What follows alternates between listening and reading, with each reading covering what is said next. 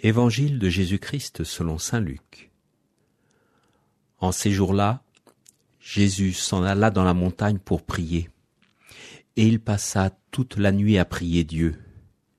Le jour venu, il appela ses disciples et en choisit 12, auxquels il donna le nom d'apôtres. Simon, auquel il donna le nom de Pierre, André, son frère, Jacques, Jean, Philippe, Barthélemy, Matthieu, Thomas, Jacques, fils d'Alphée, Simon, appelé le Zélote, Jude, fils de Jacques, et Judas Iscariote, qui devint un traître. Jésus descendit de la montagne avec eux et s'arrêta sur un terrain plat. Il y avait là un grand nombre de ses disciples et une grande multitude de gens venus de toute la Judée, de Jérusalem et du littoral de Tyr et de Sidon.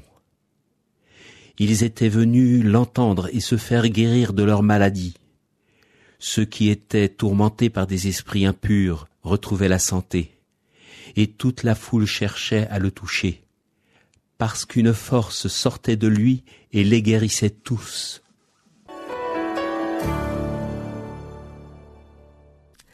Dans ce passage de l'évangile de Luc, Jésus commence par passer la nuit en prière avant de choisir ses 12 apôtres.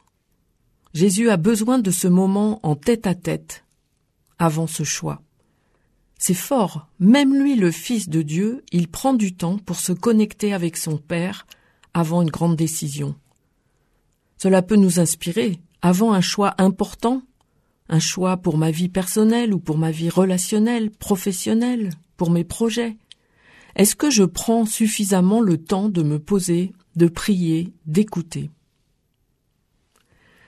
Parmi les disciples qui le suivent, Jésus va en choisir 12, comme les 12 tribus d'Israël, qu'il enverra pour proclamer le règne de Dieu et pour guérir les malades. Le mot « apôtre » signifie « envoyé ». Jésus ne choisit pas selon des critères humains de prestige ou de compétence. Il appelle des hommes ordinaires pour en faire des témoins. Et il choisit des gens très différents.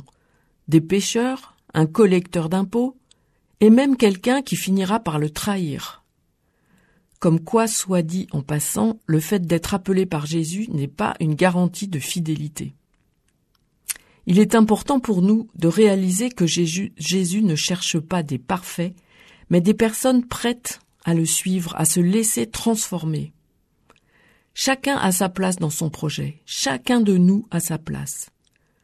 La présence d'un collecteur de taxes comme Matthieu ou d'un nationaliste zélé, on disait un zélote, nommé Simon, dans le groupe des 12, montre cette diversité des apôtres qui sont réunis, différents mais au service d'une même mission, au-delà justement de leurs différences.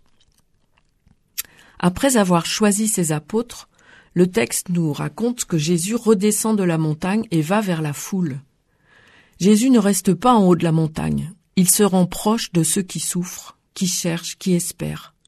Et tous veulent le toucher, nous dit l'Évangile, car Jésus est tellement en communion avec Dieu qu'une force sort de lui et les guérit tous. Tel est l'amour de Dieu, un amour qui rejoint, qui relève, qui donne vie. Si tous étaient guéris, comme dit le texte, on comprend que la foule se soit déplacée de loin. Une grande multitude de gens, nous est-il dit, venus de toute la Judée, de Jérusalem et du littoral de Tyr et de Sidon. À notre tour, ce texte nous invite à 3 choses simples. Prendre du temps avec Dieu avant de faire nos choix. Croire que nous sommes appelés, même avec nos fragilités. Chacun de nous a sa place, comme témoin, et la différence est une richesse. Et le 3e point, à chacun de nous alors d'oser aller vers les autres pour partager quelque chose de cet amour qui guérit. L'évangile du jour était commenté par Christine Munch, membre de l'Église protestante unie.